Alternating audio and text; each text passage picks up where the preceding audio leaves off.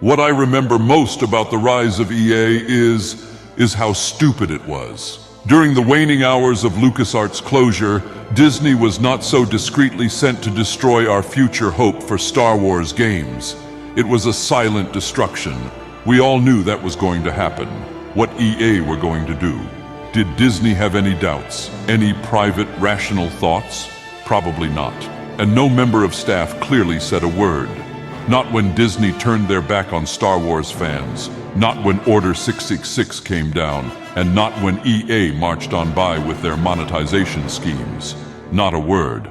Luckily, those EA days are now behind us, and apparently, coming out of the blue and without warning, an announcement concerning a certain remastered collection of the 2 OG Battlefront games was made in the recent past, as of the making of this sermon, of course. Well, I'm in.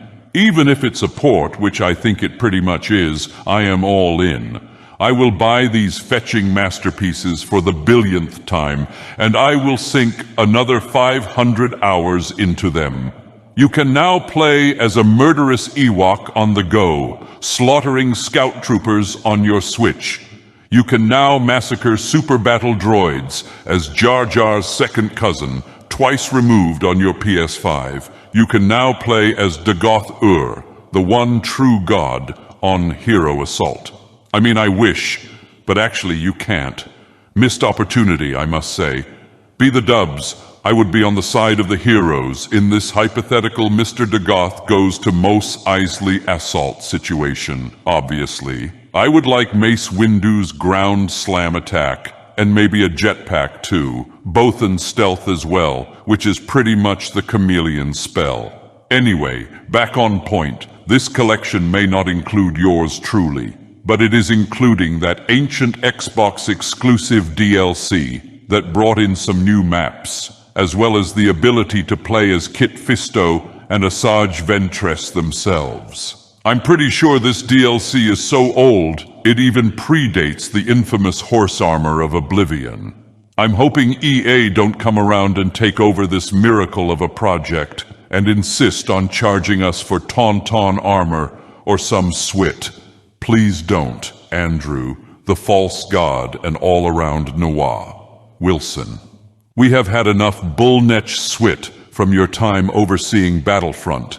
Take a look at anything involving the launch of the 2 most recent Battlefront games for reference. Back in 2015, Battlefront had a grand and intoxicating lack of content at launch. Back in 2017, Battlefront 2 did not honor the 6th House and the glory days of the Star Wars games unmourned. With its "you better have 10 years of your life free so you can unlock a floss dance emote for Vader approach to game design. The Noirs at EA are luckily nowhere near this project. Pretty sure there is a restraining order between EA and the Battlefront franchise at this point. The Noirs at EA can't help themselves. They literally killed Battlefront 2 at its peak in 2020. But back to the sermon at hand here before I lose my temper and bring down the wrath of Akulakan upon EA. We are getting 64-player online battles. Me and the Ash Slaves are going to make a fine virtual army that will conquer all who oppose us. I just hope the Dagoths watch those wrist rockets. They can certainly leave a scratch. Hero Assault will now be available on all maps. So my dreams of Ki Adi Mundi fighting Boba Fett on Polis Massa can now come true. Wait, wasn't that everyone's first thought? Galactic Conquest, the classic rise of the Empire campaign, which features that amazing speech before the Nightfall mission, which makes me tear up every time, and instant action are all back. My inner child is healed. The Vietnam flashbacks of EA destroying everything I ever loved are fading. And all it took was the announcement of an overpriced port of 2 Star Wars games from the mid-2000s. It's coming out in the middle of March, just before the Ides of March, and my inevitable assassination at the hands of EA for besmirching their terrible existence. Of course, I hope all this means that we get the elusive Battlefront 3. It's more cursed than Half-Life 3 at this point. Yes, I went there. It needs to happen.